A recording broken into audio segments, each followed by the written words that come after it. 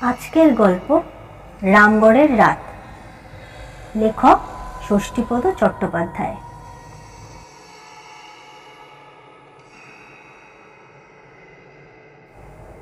সেই বছর শীতে এমন জাঁকিয়ে পড়েছিল ঠান্ডা, শাল বা সোয়েটারে কিন্তু সুবিধা হচ্ছিল না। আমার বয়স তখন 24 কি 25, সবে সরকারি চাকরিতে জয়েন করেছি, ফলে হাতে টাকা পয়সাও ছিল। হঠাৎই এক বন্ধুর কথা শুনে রাজরপ্পায় ছিন্নমস্তা দেবী এবং দামোদর ও ভৈরবী নদীর সঙ্গমস্থল দেখতে যাওয়ার খুব ইচ্ছে হলো। বাড়িতে বাবা মা অন্যান্য আত্মীয় স্বজনরা সবাই বারণ করলেন ওই সময় না যাওয়ার জন্য, কারণ এখানেই যখন এত শীত তখন ওদেশে না জানি শীত কতটা প্রবল হবে। আমি কিন্তু কারোর কথায় কর্ণপাত করলাম না। দু একজন বন্ধুকে সঙ্গে নিয়ে যাওয়ার কথা বলতেই তারা বলল, পাগল নাকি? অবশেষে কাউকে না পেয়েই আমি নিজেই রাঁচি এক্সপ্রেসে আমার নিজের জন্য একটা টিকিট কেটে নিলাম। রাজরপ্পা যেতে হলে রামগড় হয়েই যেতে হয়। কেউ কেউ আবার হাজারিবাগ নিয়েও যাওয়া পছন্দ করেন, আমি রাঁচি পথে বেছে নিয়েছিলাম। যাই হোক, আমি রাঁচিতে নেমে দুদিন থেকে শহরটা একটু ঘুরে বেরিয়ে নিলাম। এরপর একদিন সকালের বাসে রওনা হলাম রামগড়ের দিকে। রামগড় থেকে রাজরপ্পা দেখার সুবিধে খুব। রাজরপ্পা দেখা হলে হাজারিবাগ দিয়ে ফিরবো, এটাই আমার বাসনা। রাঁচি বা রামগড় তখন বিহার প্রদেশের মধ্যে ছিল। তা সেই প্রচণ্ড শীতের মুখে এসে বুঝতে পারলাম কাজটা খুব একটা ভালো করিনি। আর 1 মাস বাদে এলে এমন ভয়ঙ্কর হাড় কাঁপানো ঠান্ডার কবলে পড়তে হতো না। তবুও বয়স তখন খুবই কম, একেবারে উঠতি যৌবন, তাই অত শীতে কাবু হয়েও একেবারেই হার মানিনি। রামগড়ে যখন বাস থেকে নামলাম বেলা তখন প্রায় 12টা। রামগড় তখন এখনকার মতো এত জমে ওঠেনি। খুবই নিম্নমানের একটি কি দুটি হোটেল ছিল যেখানে রাত্রিবাস করা যায়, কিন্তু দুর্ভাগ্য দেখো, নিম্নমানের ওই হোটেল দুটির কোনোটাতেই জায়গা পাওয়া গেল না। আর রাজরপ্পায় যে যাব সেখানে তো থাকার কোনো ব্যবস্থাই নেই। সন্ধ্যের পর একেবারেই শুনশান হয়ে যায় জায়গাটা।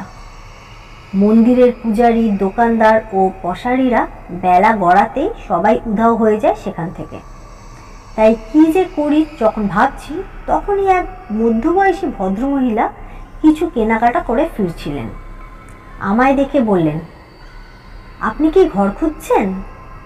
বললাম, হ্যাঁ, আমার এখানে কিন্তু ঘর আছে, আমি আপনাকে ভাড়া দিতে পারি। কজন আছেন আপনারা? আমি একাই। ভদ্রমহিলাকে দেখে মনে হলো বেশ জাদরেল গোছের। বললেন, ওমা, একা কেউ বেড়াতে আসে নাকি? বলি, চোর ছাচর নও তো? আমি বললাম, কেন, আমায় দেখে কি সেই রকম বলে মনে হচ্ছে? মুখ দেখে কি মানুষ চেনা যায়? কে যে কি ধান্দায় আসে তা কে জানে। যাই হোক, সচরাচর আমি সেইভাবে কাউকে ভাড়া দিই না। তা তোমার অল্প বয়স দেখেই ঘর দিচ্ছি, না হলে এখন তুমি যাবেই বা কোথায়? আমার এই ঘরের ভাড়া কিন্তু 40 টাকা। তুমি একা যেহেতু তার জন্য 25 টাকাই দিও। ভদ্রমহিলা প্রথমে আপনি পরে তুমিতে এলেন, ভালোই লাগলো। বললাম, 25 টাকা দিতে আমি রাজি। চলুন তাহলে আপনার ওখানেই যাই। আমি ভদ্রমহিলার সঙ্গে এলাম। বাস রাস্তার বাঁদিকে একটা গলির মধ্যে 2-3টে বাড়ির পরই ওনার ছোট্ট একটা দোতলা বাড়ি। নিচের তলায় উনি নিজে থাকেন। উপর তলাটা মনে হয় ভালো লোকজন দেখলে মৌকা পেলে ভাড়া দেন। নিচে উপরে দুদিকেই জল, কল, বাথরুমের ব্যবস্থা ভালোই। ভদ্রমহিলা উপরে উঠে আমাকে দাঁড়াতে বললেন এবং 2-5 মিনিটের মধ্যেই ঘরটাকে পরিষ্কার করে ফেললেন। তারপর বললেন, 2টো কম্বল আছে, যদি লেপের দরকার হয় তাহলে বলো, কিন্তু কোথাও থেকে আনিয়ে নেব। কদিন থাকবে শুনি? আজ তো আছি, কাল রাজরাপ্পা দেখে পরশু ধানবাদ অথবা হাজারিবাগে চলে যাব। কেন, সেখানে আবার কি আছে? কিছুই নেই, ওখান থেকে ট্রেন ধরে বাড়ি চলে যাব আর কি। ভদ্রমহিলা আমাকে ঘর খুলে দিয়ে বিদায় নিলেন। তারপর নিচের থেকে হেঁকে বললেন, চান টান হয়নি নিশ্চয়ই? যদি গরম জল লাগে তো বলো, আমি ব্যবস্থা করে দেব। তাহলে তো খুবই ভালো হয়, না হলে এই শীতে চান করা অসম্ভব। প্রায় মিনিট 10 বাদে ভদ্রমহিলা এক বালতি গরম জল নিজেই নিয়ে এসে রেখে গেলেন আমার বাথরুমে। আমি প্রবল শীতকে উপেক্ষা করেও কোনো রকমে স্নানের পর্ব সমাধান করলাম। তারপর বাস রাস্তার ধারে কতগুলো সস্তার হোটেলে উকিঝুঁকি মেরে দেখলাম আমার রুচি অনুযায়ী কোথাও কোনো খাবার দাবার পাওয়া যায় কিনা। এইভাবে ঘুরতে ঘুরতে মোটামুটি একটি হোটেল পেয়ে সেখানে ঢুকে পড়লাম। ভাত, ডাল, তরি তরকারি, মাছ সবই আছে এখানে। 7 টাকায় দমভর। এখানে খেতে বসে রাজরাপ্পা যাওয়ার ব্যাপারে খোঁজ নিতে লাগলাম হোটেলের লোকেদের কাছ থেকে। হোটেলের মালিক বললেন, কাল সকালে যাচ্ছেন তো? আমার এই হোটেলের সামনেই অনেক ট্রেকার আসে, কোনো অসুবিধা হবে না। রাজরাপ্পা খুব ভালো জায়গা, যান ঘুরে আসুন। তা এখানে কোথায় উঠেছেন? আমি ওই ভদ্রমহিলার বাড়ির কথা বললাম। শুনে মালিক একটু গুম খেয়ে গেলেন। তারপর বললেন, 2 দিনের ভাড়াই কি ওকে দিয়ে দিয়েছেন? বললাম, না, 1 দিনের ভাড়াই দিয়েছি।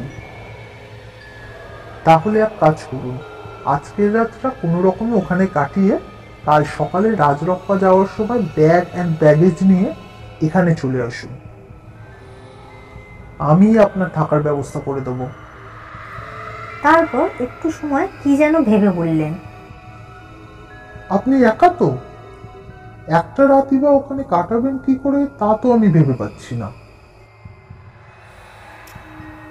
আমি বললাম, কেন বলুন তো? ভদ্রমহিলা কিন্তু আমার সঙ্গে খুব ভালো ব্যবহারই করেছেন। মালিক বললেন, ভদ্রলোককে দেখেছেন? না তো। ঠিক আছে, একটা রাত কোনো রকমে ওখানে কাটান, কাল আপনার ব্যবস্থা করে দেবো। আমি আর কোনো কথা না বলে খাওয়া শেষ করে আবার নিজের আস্তানায় ফিরে এলাম। হোটেলের মালিক কেন যে আমাকে এখানে থাকতে না করছেন তা ভেবে পেলাম না। তবু ওর কথা শোনার পর আমার মনে কেমন যেন একটু ভয় ঢুকে গেল। তা যাই হোক, কনকনে ঠান্ডায় বেশ কিছুক্ষণ কম্বল মুড়ি দিয়ে শুয়ে থাকার পর ঘরে তালা দিয়ে বাইরে বেড়াতে চলে গেলাম। 2-1 দিনের জন্য তো এসেছি, সবসময় ঘরে শুয়ে থাকলে কি হবে? দিনের আলোয় জায়গাটাকে ভালো করে ঘুরে দেখি। সিঁড়ি বেয়ে নিচে নামতেই ভদ্রমহিলার সঙ্গে দেখা হলো। ভদ্রমহিলা বললেন, আমাকে গরম জলের জন্য 1 টাকা দেবে বাবা? তারপর বললেন, দুপুরে কোথায় খেলে? আমি যে হোটেলে খেয়েছিলাম সেই হোটেলের নাম বললাম। ভদ্রমহিলা নাক মুখ সিটকে বললেন, চারিদিকে এত খাবারের হোটেল, শেষকালে নাকি তুমি ওখানে খেতে গেলে? খুব বাজে স্বভাবের লোকটা, সব সময় আমাদের বাড়ির বদনাম করে। তা যাই হোক, রাতে আর কোথাও যেন যেও না, 2টো ডাল রুটি করে দেবো, সেটাই খেও। এর বেশি অন্য কিছু তো বাইরেও পাবে না। তাছাড়া সন্ধে হতে না হতেই লোকজন কমে গেলে সব বন্ধ হয়ে যায় এখানে। আমি বললাম, বেশ তো, ডাল রুটি খাবো। আমার জন্য তাহলে 4টে রুটি করবেন। আমি এবার আরেকটু আলাপ জমানোর চেষ্টা করলাম। তা বলছি, নিচের এই ঘর দুটো কি আপনি একাই থাকেন? না না, একা থাকবো কেন, আমার কর্তা আছেন, আমরা দুজনেই এখানে থাকি। তা কই, তাকে তো দেখছি না। উনি আসলে একটা দরকারি কাজে রাঁচিতে গেছেন, ফিরতে একটু রাতই হবে। আমি আর কথা না বাড়িয়ে ভদ্রমহিলাকে 1 টাকা দিয়ে বাইরে এলাম। তারপর একটা দোকানে চা খেয়ে ঘুরতে লাগলাম পথে পথে। এই দিকটা ভারী সুন্দর, এদিকে অনেক ছোট ছোট পাহাড়, এই এলাকা ঘিরে বন জঙ্গলও আছে, তাই দেখি সময়টা কেটে গেল। সন্ধে পর্যন্ত ঘোরার পর শীতের দাপট বৃদ্ধি পেলে সস্থানে ফিরে এলাম আবার। সেই ভদ্রমহিলা তখন ঘরের কাজ করছিলেন। একবার আর চোখে তাকিয়ে দেখলেন আমার দিকে, তারপর আবার কাজে মন দিলেন। তখন লোডশেডিং চলছিল। আমি টর্চের আলোয় পথ দেখে সিঁড়ি বেয়ে ওপরে উঠে গেলাম।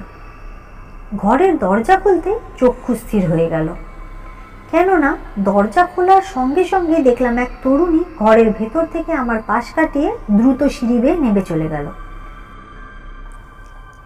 এই দৃশ্য দেখে শিহরণ খেলে গেল আমার শরীরে। কে এই তরুণী? আমার ঘরে ঢুকলোই বা কি করে? তাছাড়া যখন থেকে আমি এখানে এসেছি তখন থেকে তো এই ভদ্রমহিলা ছাড়া আর কাউকে তো আমি দেখতে পাইনি। তার চেয়েও বড় কথা, আমার ঘরে তালাবন্ধ থাকা সত্ত্বেও সেই তরুণী ঢুকলো কি করে? এবার আমি দ্রুত নেমে এলাম নিচে ভদ্রমহিলার কাছে। ভদ্রমহিলা বললেন, কিছু বলবে? আমি ওই আশ্চর্যজনক ঘটনার কথা তাকে বললাম। শুনে উনি বললেন, ও তোমার মনের ভুল হবে বাবা, কি দেখতে কি দেখেছ? না হলে তালাবন্ধ ঘরে কে ঢুকবে? আমি বললাম, মোটেই ভুল দেখিনি, তার মুখ আমি দেখেছি। তা বলছি, দুপুরে কি তোমার ঘরের দরজা খোলা ছিল? না না, আমি বন্ধ করেই শুয়েছিলাম। তাহলে হয়তো খিল দাওনি, চুরির মতলবে কেউ তোমার ঘরে ঢুকেছিল, পরে সাড়া পেয়ে লুকিয়েছিল তক্তাপোষের নিচে। এখন পকেট হাতড়ে দেখো টাকা পয়সা তোমার সব ঠিকঠাক আছে কিনা। কথা বলতে বলতেই আলো জ্বলে উঠল। আমি আবার সিঁড়ি বেয়ে ওপরে উঠে আমার ঘরে ঢুকে দরজা বন্ধ করে দিলাম। তারপর টাকা পয়সা ইত্যাদি যা ছিল ভালো করে দেখে নিলাম। আশ্চর্যের বিষয় হলো, এ ঘরের কোনো কিছুই খোয়া যায়নি। ঘরে ঢুকে বসলাম বটে, তবে আমার কিন্তু বেশ ভয় করতে লাগলো। তার কারণ, এই ব্যাপারে যদি সেই ভদ্রমহিলার কোনো কারসাজি থাকে তাহলে কিন্তু রাত বিরেতে বেশ বিপদে পড়তে হবে। এই অচেনা জায়গায় আমার নিজের কেউ না থাকলেও ওই হোটেলের মালিক নিশ্চয়ই আমার পাশে এসে দাঁড়াবেন, কেননা তিনিই তো আমাকে বলেছেন এই বাড়িতে আর না থাকতে। মন মেজাজ আমার এমনিই খিচড়ে গেল। তবে কাল সকালেই যে আমি এ বাড়ি ত্যাগ করব সে ব্যাপারে চরম সিদ্ধান্ত নিলাম। রাত 8টা নাগাদ ভদ্রমহিলা 4খানা রুটি আর 1 বাটি ডাল নিয়ে এসে দিয়ে গেলেন আমাকে। একটা কাচের বোতলে করে জলও দিয়ে গেলেন। আমার সঙ্গে রাঁচি থেকে নিয়ে আসা কিছু ক্ষীরের মিষ্টিও ছিল, তাই দিয়েই বেশ তৃপ্তি করে ডাল রুটি খেয়ে নিলাম। চমৎকার রান্না কিন্তু ভদ্রমহিলার, এত সুন্দর ডাল রেঁধেছেন যে খেয়ে মন ভরে গেল। খাওয়া দাওয়ার পর বাথরুমে গিয়ে মুখ হাত ধুয়ে এসে দেখি পরপর 2টো জলের বোতল বসানো। দ্বিতীয় বোতলটা যে ভদ্রমহিলা কখন দিয়ে গেলেন তার টেরও পাইনি। তা যাই হোক, পেট ভর্তি করে জল খেয়ে ঘরে এসে দরজায় খিল দিলাম। তবুও আরও একবার নিশ্চিত হওয়ার জন্য তক্তপোষের তলার দিকটা ঠিকভাবে দেখে নিলাম। তারপর আলো নিভিয়ে শুয়ে পড়লাম। অনেক পরে ঘুমিয়েও পড়লাম একসময়। প্রায় মধ্যরাতে হাড় হিম করা ঠান্ডায় সারা শরীর কেঁপে উঠল আমার। এত শীত যে বলতে গেলে ধনুকের মতো বেঁকে গেলাম প্রায়। তখনই অনুভব করলাম আমার গায়ের চাপা দেওয়া 2টো কম্বলই একটাও নেই। আশ্চর্য, এমন তো হওয়ার কথা নয়। আমি টর্চ জেলে কম্বল নিতে গিয়ে দেখি কম্বল 2টো আগে যেমন রাখা ছিল তেমনই পাট করে গোছানো অবস্থায় রয়েছে। আমার যে তখন কি অবস্থা তা আমি কাউকেই বলে বোঝাতে পারবো না। কম্বল গা থেকে খুলে গেলে পায়ের দিকে এলোমেলোভাবে পড়ে থাকবে, কিন্তু এমন পরিপাটি করে 2টো কম্বল পায়ের কাছে ভাঁজ করে রাখলোটাকে ভেবে কোনো কুলকিনারা পেলাম না। এবার স্থির করলাম আর আলো নিভিয়ে নয়, এবার আলো জ্বেলেই শুতে হবে সারা রাত। কিন্তু ভাবি এক হয় আর এক। একটু পরেই লোডশেডিং হয়ে গেল, চারিদিক অন্ধকারে ভরে গেল। আমি আবার কম্বল মুড়ি দিয়ে শুয়ে পড়লাম। দুশ্চিন্তার ঘোর কাটলে ঘুমিয়েও পড়লাম আবার। ঘুমের ঘরে পাশ ফিরতে গিয়ে হঠাৎই মনে হলো আর একজন কে যেন শুয়ে আছে আমার পাশে। আতঙ্কে ভয়ে নীল হয়ে গেলাম আমি। এই মুহূর্তে কি যে করব আর কি করব না সেটা ভেবে পেলাম না। সন্দেহ ভঞ্জনের জন্য বাঁ হাতের কনুই দিয়ে একটু ঠেলা দিতেই মেয়ের গলায় বিরক্ত হয়ে কেউ যেন উহ বলে শব্দ করলো।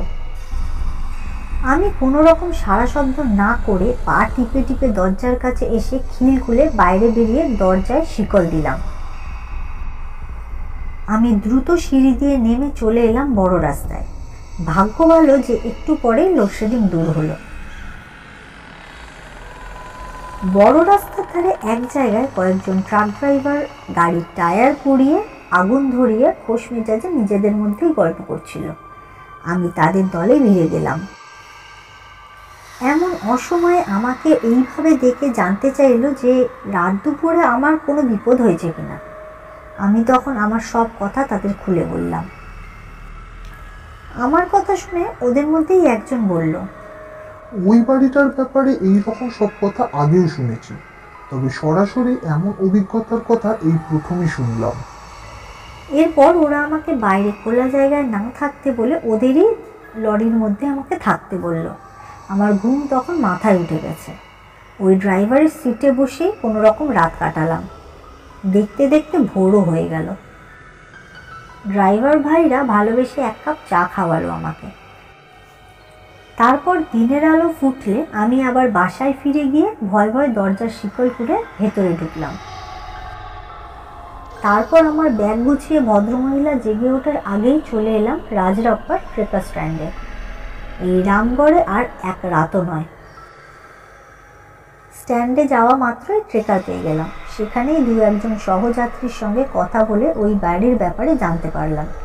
বাড়ির মালিকের নাম রতনলাল সাউ, ওনার 2 স্ত্রী।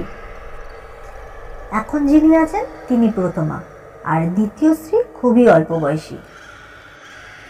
স্বাভাবিকভাবে 2 সতীনের মধ্যে সেভাবে বনিবনা হতো না, তাই একদিন মনের দুঃখে দ্বিতীয় গলায় ফাঁস লাগিয়ে আত্মহত্যা করেন।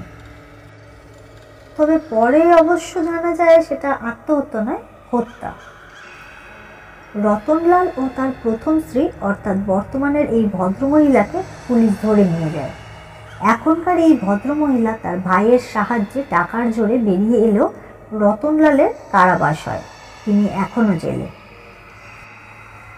এই ঘটনার পর 5টা বছর কেটে গেলেও সেই তরুণীর অতৃপ্ত আত্মা এখনো মাঝে মাঝে তার অস্তিত্বের প্রকাশ ঘটায়।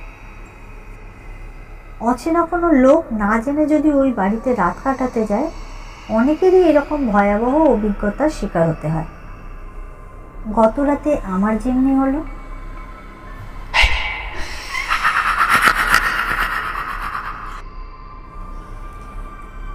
এরকমই নানা রকম ভূতের গল্প যদি তোমরা শুনতে চাও তাহলে অবশ্যই কিন্তু চ্যানেলটাকে সাবস্ক্রাইব করো। আর আজকের গল্পটা ভালো লাগলে অন্তত ছোট্ট একটা লাইক করে দিও। ধন্যবাদ।